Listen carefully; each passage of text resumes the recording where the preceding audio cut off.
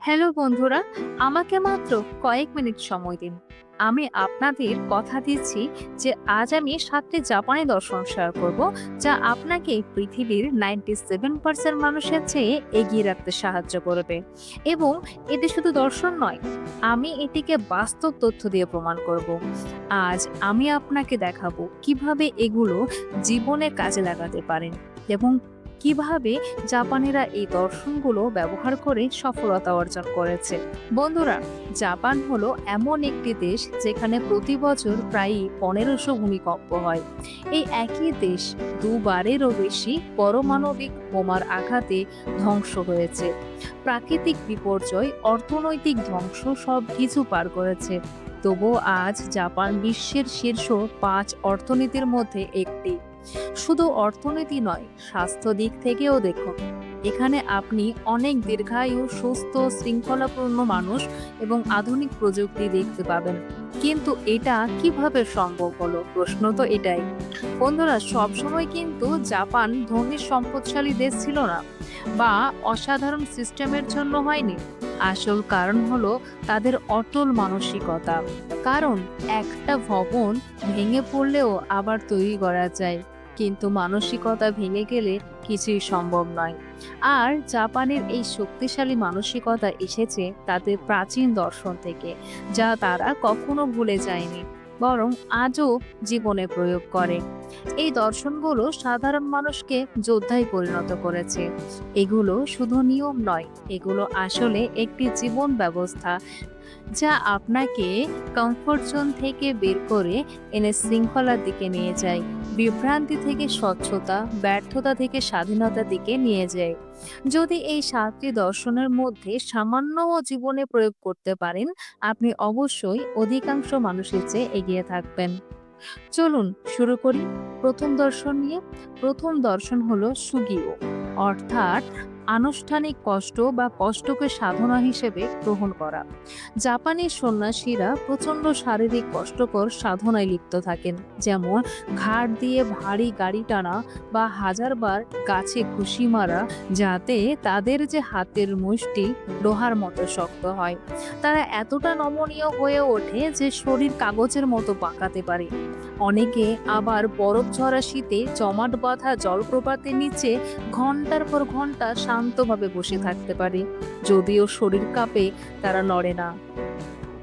আপনি কখনো ভেবে দেখেছেন বা ভাবতে পারেন এত কষ্ট কেন নেয়? এটা কোনো যন্ত্রণা নয়, বরং সুগিও, যেখানে প্রথমে ভেতর থেকে ভেঙে ফেলে, তারপর আগের চেয়ে শক্তিশালী করে পুনর্গঠন করে। আজকের দিনে 99% মানুষ কষ্ট এড়িয়ে চলে। একটু গরম লাগলে এসি চালু করা, একটু বোর হলে মোবাইল হাতে নেওয়া, ক্ষুধা লাগলে অনলাইনে খাবার অর্ডার করা। কিন্তু জাপানি দর্শন বলে আরাম মানুষকে দুর্বল করে। তাই তারা জীবনের প্রতিটি কষ্টকেই প্রশিক্ষণ হিসেবে নেয়। এজন্যই আপনাকেও জীবনে সুগিও আনতে হবে। ইচ্ছে করে অস্বস্তির দিকে এগিয়ে যান। ঠান্ডা লাগলেও ঠান্ডা পানিতে গোসল করুন। ফ্যান ছাড়া কিছুক্ষণ বসুন। মোবাইল ছাড়াই 20 মিনিট থাকুন। সবচেয়ে বড় কথা, ব্যায়াম শুরু করুন, কারণ পৃথিবীতে মাত্র 23% মানুষ নিয়মিত ব্যায়াম করে। আপনি যদি এই অভ্যাস করে তুলতে পারেন, তাহলে ইতিমধ্যেই 77% মানুষের চেয়ে এগিয়ে থাকবেন। তবে মনে রাখবেন, দিক নির্দেশনা ছাড়া শৃঙ্খলা হলো শুধু যন্ত্রণা। কষ্টের পেছনে অবশ্যই একটি উদ্দেশ্য থাকা যায়। দ্বিতীয় দর্শন ইকিগাই, অর্থাৎ জীবনের উদ্দেশ্য, বেঁচে থাকার কারণ।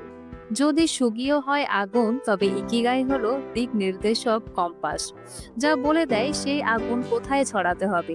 ইকিগাই হলো সেই কারণ যা আপনাকে প্রতিদিন সকালে আনন্দ আর উদ্যম নিয়ে জাগিয়ে তোলে। যেমন জাপানের ডাক্তার শিগেয়াকি হিনোহারা, যিনি 100 বছর বয়সের পরেও রোগী দেখতেন। মানুষ তাকে বলতো এত বয়সে কেন কাজ করছেন? তিনি উত্তর দিতেন, কারণ আমার এখনো পৃথিবীকে দেওয়ার মতো অনেক কিছুই আছে। এটাই ছিল তার ইকিগাই। বিজ্ঞানও বলেন, যেখানে মানুষ ইকিগাই মেনে চলে, সেখানে জীবন প্রত্যাশা সবচেয়ে বেশি। তাই আপনাকেও আপনার ইকিগাই খুঁজে বের করতে হবে, কারণ 92% মানুষ লক্ষ্য স্থির করলেও তা পূর্ণ করতে পারে না। তৃতীয় দর্শন কোদাওয়ারি, অর্থাৎ অতুলনীয় মনোযোগ ও উৎকর্ষ সাধনা। ইকিগাই আপনাকে বলে কেন, আর গোদাওয়ারি বলে কিভাবে। জাপানিরা ক্ষুদ্রতম কাজও সর্বোচ্চ যত্ন ও নিখুঁতভাবে করে। যেমন জিরো বোনো নামের এক সুশি শেফ, যিনি 90 বছর বয়সেও প্রতিদিন নিখুঁত সুশি বানান এবং এজন্য তিনি 3টে মিশেলিন স্টার অর্জন করেছেন। এ দর্শন শেখায় ছোট কাজেও উৎকর্ষ সাধনা করতে হবে। চতুর্থ দর্শন শিকাটা গানাই, অর্থাৎ কিছু করার নেই, শান্তভাবে মেনে নেওয়া। 2011 সালের সুনামিতে জাপান বিধ্বস্ত হয়ে গেছিল, কিন্তু মানুষ রাগ করেনি, ভেঙে পড়েনি, বরং তারা শান্তভাবে পরিষ্কার পরিচ্ছন্নতা শুরু করেছিল।